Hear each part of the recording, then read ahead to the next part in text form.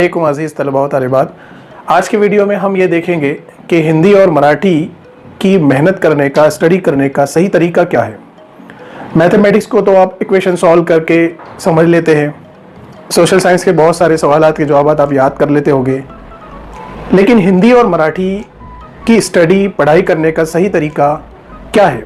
बहुत सारे बच्चे ऐसे हैं जो बहुत मेहनत कर रहे हैं, यानी गधे और घोड़ी की तरह बहुत ज़्यादा मेहनत कर रहे हैं, लेकिन उनकी पढ़ाई का जो तरीका है वो गलत सिमत में है, गलत डायरेक्शन में है। अगरचे आपको कलकत्ता जाना है लेकिन आप मुंबई की ट्रेन में बैठ गए हो, हालांकि मुशक्क़तें बर्दाश्त कर रहे हो, लेकिन आप मुंबई कलकत्ता कभी नहीं पहुंच पाएंगे क्योंकि आप मुंबई की ट्रेन में बैठ चुके हैं। तो इसी तरह से आप जो मेहनत कर रहे हैं, क्या आपके मेहनत की सिमत बिल्कुल सही है। तो आज हम हिंदी और मराठी इसकी मेहनत का और स्टडी करने का सही तरीका क्या है, एक ज़ाब्ते के ज़रिए हम समझेंगे कि R की क़ुव्वत 2 WTS। अगर इस अंदाज में, इस फार्मूले के अंदाज में जो आपको स्क्रीन पर दिखाया जा रहा है, इस अंदाज में आप पढ़ाई करेंगे तो इंशाअल्लाह आपकी मेहनत सही सिमत में होगी और आप कामयाबी को पहुंचेंगे। हमारी मेहनत जो है गलत डायरेक्शन में नहीं जाएगी। R की क़ुव्वत 2 WTS ये क्या है? ये एक फार्मूला है, हिंदी और मराठी के पढ़ने का, स्टडी करने का तरीके का नाम ये फार्मूला है। तो प्यारे बच्चों, मान लो आपको मराठी की स्टडी करना है। सर ने कहा कि कल सबक नंबर 4 पर आपका टेस्ट होगा, आप उसकी पढ़ाई करके आइए। तो हमारे पढ़ाई करने का अंदाज क्या होगा? क्या हम सवालात के जवाब याद कर लेंगे? आपके टीचर ने कहा कि आप कल सबक नंबर 4 की पढ़ाई करके आओ, इसके बाद पढ़ाई का उसूल नंबर 1। आप मराठी का सबक नंबर 4 पढ़ने के लिए बैठे, उससे पहले आपकी कलम, पेन, पेंसिल, स्केल, गाइड, किताबें, नोटबुक, जितना सारा मवाद उस चौथे सबक के ताल्लुक से है, पूरा के पूरा मटेरियल लेकर आप बैठे।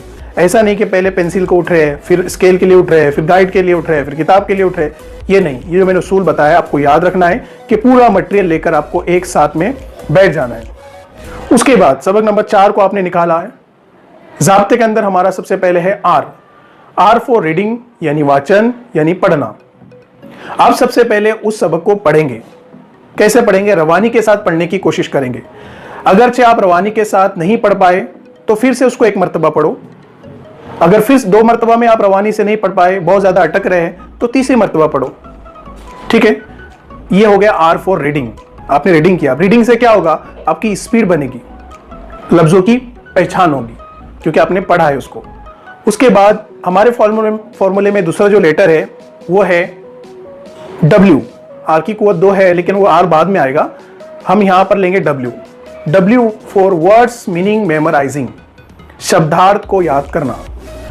चौथे सबक से रिलेटेड जितने मुश्किल अल्फाज है जो आपके गाइड में दिए हुए हैं, जो आपके उस्ताद ने नोटबुक में लिखाए हुए हैं, टीचर के समझाते वक्त पेंसिल से आपने जो किताबों में लिखे हुए वो, ये तमाम तर, और जो आपको मालूम नहीं है वो डिक्शनरी में से ढूंढ कर तमाम शब्दार्थ को याद करना।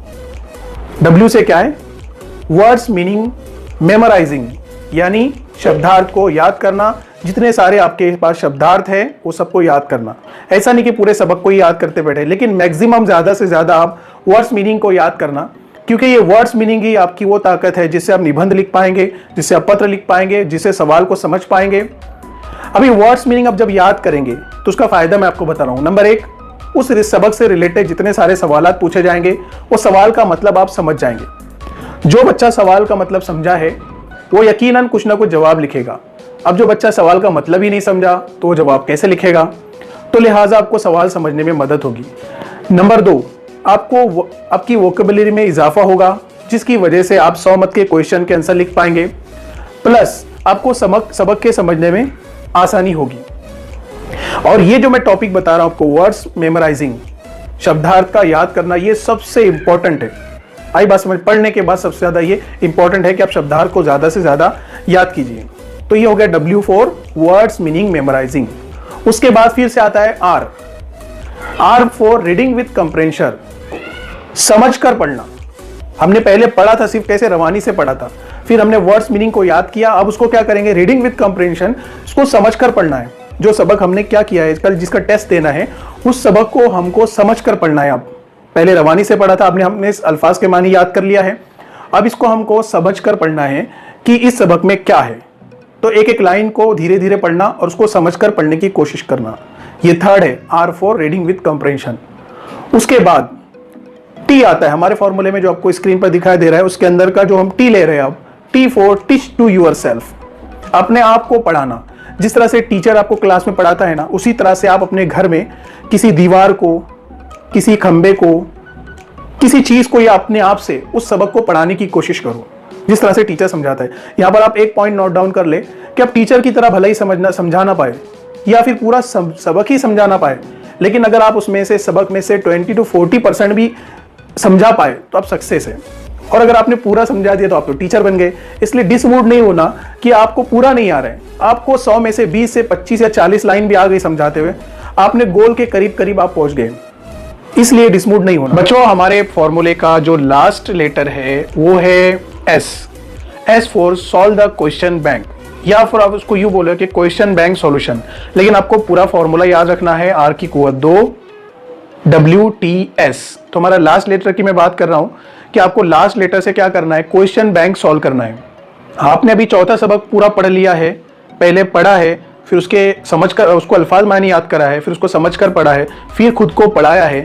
अब आपको क्या करना है, उस सबक से रिलेटेड जितने सारे क्वेश्चन आपके 21 में पूछे गए हो, नोटबुक में पूछे गए हो, या गाइड में पूछे गए हो, या टीचर ने अलग से क्वेश्चन बैंक आपको दिया है, वो सवाल को आपको निकालना है और उस सवाल को पढ़ना है, पढ़कर मतलब समझना है। अगर उस सवाल का मतलब आपको समझ में आ गया तो वेल एंड गुड, अब उसका जवाब तलाश कीजिए।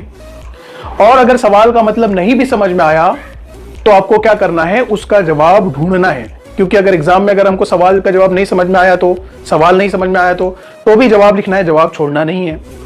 ठीक है, समझ में आया तो भी लिखना है सवाल, और सवाल का मतलब नहीं भी समझ में आया तो भी लिखना है। उसके बाद जवाब लिखने के बाद आप उस जवाब को टैली करेंगे अपने गाइड से, नोटबुक से, जहां भी वो सवाल का जवाब है उसे टैली करेंगे कि जवाब मैंने जो लिखा वो सही है या गलत है, सही है या गलत है। अब यहां पर एक बात याद रखना कि सेम टू सेम जवाब नहीं रहेगा, थोड़ा बहुत मैच करना चाहिए तो आपका जवाब सही है। पूरा भी सही हुआ तो वेल एंड गुड, लेकिन मैच भी अगर हो गया तो मान लो आपका जो जवाब है वो बिल्कुल सही है, आप गोल के बिल्कुल करीब पहुंच चुके हैं। दूसरा तरीका, अपने टीचर से वो शीट चेक करवा ले कि सर आपने अलग लिखाया था लेकिन मैंने अपने तौर से तलाश किया, क्या ये जवाब सही है। ये जो मेहनत है आपकी, ये सही डायरेक्शन में रहेगी। ये जो आप जिस अंदाज में ये जो R की कुवत 2 WTS इस फॉर्मूले के तहत जो पढ़ाई करेंगे वो बिल्कुल सही डायरेक्शन में रहेगी, सही सिमत में जाएगी। इसके अलावा रट्टू तोते बनना, मैथ की तरह इसकी पढ़ाई करना, ये कोई खास बात नहीं है, इसका कोई हमको हासिल नहीं है। और मैं लास्ट में आपको एक बात बताऊं कि इसके अंदर का जो सबसे इंपॉर्टेंट लेटर है वो W है। W से हमने क्या किया, वर्ड्स मीनिंग मेमोराइजिंग। इसलिए साल भर, अभी हमारे पास बहुत कम वक्त बचा है, लेकिन फिर भी हमको हर रोज ज्यादा से ज्यादा अल्फाज मानी याद करना है, क्योंकि जिसके पास अपने दिमाग के कटोरे में जितने ज्यादा अल्फाज मानी होंगे मराठी हिंदी के, वो उतना ही ज्यादा लिख पाएगा, समझ पाएगा, सवाल का मतलब भी वर्ड्स मीनिंग की वजह से समझेगा और उसका जवाब भी वर्ड्स मीनिंग के थ्रू ही लिख पाएगा, वरना वो नहीं लिख पाएगा। इसलिए वर्ड्स मीनिंग पर आप ज्यादा फोकस कीजिए और अपनी मेहनत को इसी फॉर्मूले के तहत धीरे धीरे लेकिन मुसलसल आप जारी रखिए। इंशाल्लाह आप अपने गोल पर जरूर पहुंचेंगे, आपकी मेहनत सही सिमत में होगी। मुझे उम्मीद है आपको ये वीडियो बहुत पसंद आया होगा। इंशाल्लाह फिर मिलेंगे हम अगले वीडियो में, तब तक अल्लाह हाफिज।